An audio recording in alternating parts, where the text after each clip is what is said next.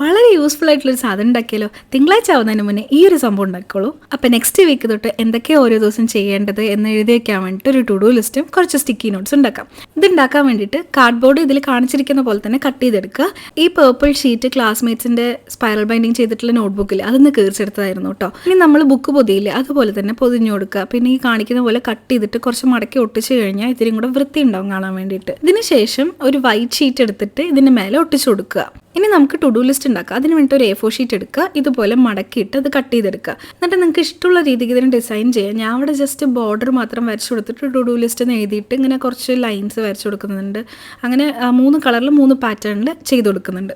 സ്കൂളിൽ പോകുന്നവരൊക്കെ ആണെങ്കിൽ ഇതുപോലെയൊക്കെ ഒന്ന് ഉണ്ടാക്കിയിട്ട് എടുത്ത് കൊണ്ടുപോയി നോക്കൂ. നമ്മൾ പല പല നോട്ട്ബുക്സിൽ ഇങ്ങനെ ഹോംവർക്കൊക്കെ എഴുതി വെക്കുമ്പോൾ മറന്നുപോയില്ലേ ചെയ്യാൻ വേണ്ടിയിട്ട്. അപ്പോൾ ഇങ്ങനെ കുറച്ച് ഓർഗനൈസ്ഡ് ആയിട്ട് ടു ഡു ലിസ്റ്റൊക്കെ എഴുതി വീട്ടിൽ വന്ന് ഹോംവർക്കൊക്കെ ചെയ്യാനിരിക്കുമ്പോൾ ഭയങ്കര ഒരു മോട്ടിവേഷൻ ആയിരിക്കും പഠിക്കാനും എല്ലാത്തിനും. അപ്പോൾ ഇങ്ങനെ സ്റ്റിക്കി നോട്ട്സ് ഉണ്ടാക്കാൻ വേണ്ടി ഈ ഷേപ്പിൽ പേപ്പർ കട്ട് ചെയ്തിട്ട് 4 ടൈപ്പ് ഡിസൈൻ വരച്ചു കൊടുത്ത് ഒരറ്റത്ത് മാത്രം ഫെവിക്കോൾ തേച്ചിട്ട് അത് ഒട്ടിച്ചു കൊടുക്കുക. പിന്നെ ഈ ഓരോ സ്റ്റെപ്സും ഞാൻ എക്സ്പ്ലെയിൻ ചെയ്യുന്നില്ല, നിങ്ങൾക്കത് കാണുമ്പോൾ തന്നെ മനസ്സിലാവും. എല്ലാം ഒട്ടിച്ചു കൊടുക്കുന്ന ഒരു സംഭവം തന്നെയാണ്. പിന്നെ ലോക്കിന് വേണ്ടിയിട്ട് 2 ബട്ടൺസ് അറ്റത്ത് ഒട്ടിച്ചു കൊടുക്കുന്നുണ്ട്. പിന്നെ ഒരു റിബൺ ഫോൾഡ് ചെയ്തിട്ട് ഇതുപോലെ ഗ്ലൂ ഗൺ യൂസ് ചെയ്ത് ഒട്ടിച്ചു കൊടുക്കുന്നുണ്ട്.